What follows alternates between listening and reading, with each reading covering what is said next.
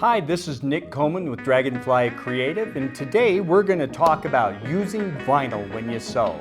Okay, so a lot of us make bags, wallets, little weird things that we need some different kinds of materials when we're sewing. And one of those materials is vinyl.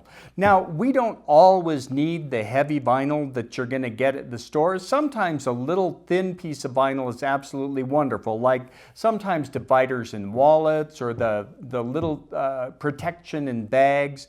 That kind of vinyl is absolutely wonderful. And there are lots of places to find that kind of stuff without having to go out and buy it. So my favorite thing to do is to save the bags that sheets come in. So when I go to Bed Bath & Beyond, Target, Walmart, wherever it is that I'm buying my sheets, actually probably most often at Ross Dress for Less, but anyway, so we're left with a bag, and the bag has a zipper on it. Now I've already cut this one apart.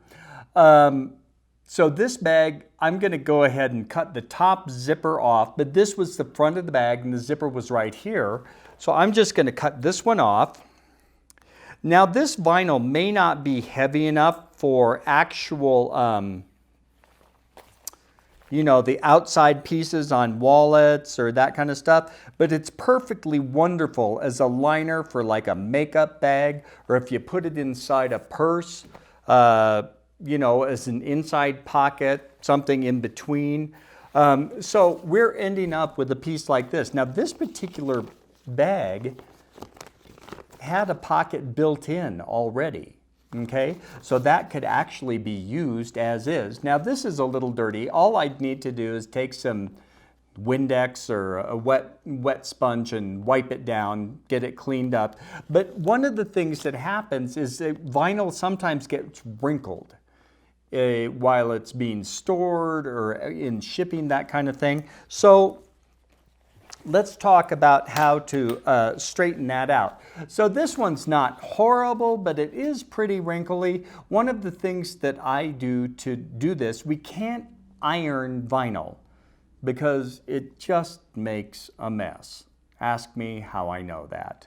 So what we're going to do though is we're going to take our recycled vinyl. I'm going to take an iron and I'm going to heat it up pretty good. I actually will go ahead and turn the steam on, and then I'm going to iron my ironing surface. Okay, so just iron your ironing board until it gets really good and warm. Whoop. That's why we don't iron vinyl. Okay, put your hand on there so you can feel. And I'm using this wool mat. It's actually a wool felt mat. It's about 1/2 inch thick. It's absolutely wonderful. We carry these on the website. They're absolutely great. Okay, so that's pretty good. That's fairly warm.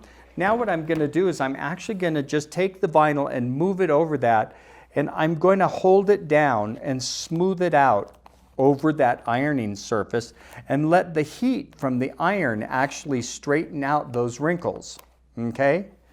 So any major creases or that kind of thing are going to just sort of fall out, and then you're going to end up with a piece that's much, much smoother, okay, and much more usable. It may not be absolutely perfect, but it's going to be a lot better for using on the inside of a bag. Okay, so we've straightened that out pretty well. It looks pretty good. Now let's talk about sewing it. So sewing vinyl can be a challenge at best. And if you don't have a Teflon presser foot, then one of the things that you can do is you can use layers of tissue paper. Now you can use tearaway stabilizer, you can use tissue paper, you can use adding machine tape. It doesn't matter, but you're going to put a layer on top and you're going to put a layer on the bottom right over where your seam is, and then you're going to go ahead and stitch that and then very carefully rip that paper away. Now when you're sewing vinyl, you want to increase your stitch length a little bit, because too close together and you're just going to perforate it and it'll be easy to tear.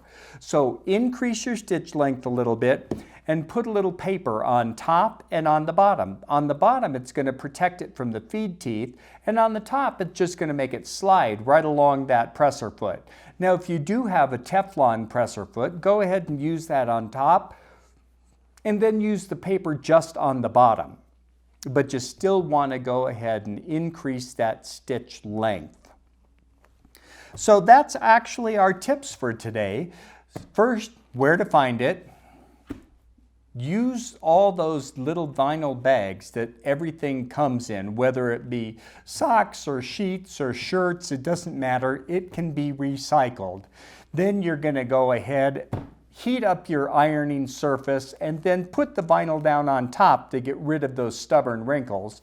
And then when you sew it, use paper on the top and the bottom to protect that vinyl from the feed teeth and to make it slide easier along the presser foot. Thank you so much for watching. This is Nick Coman with Dragonfly Creative.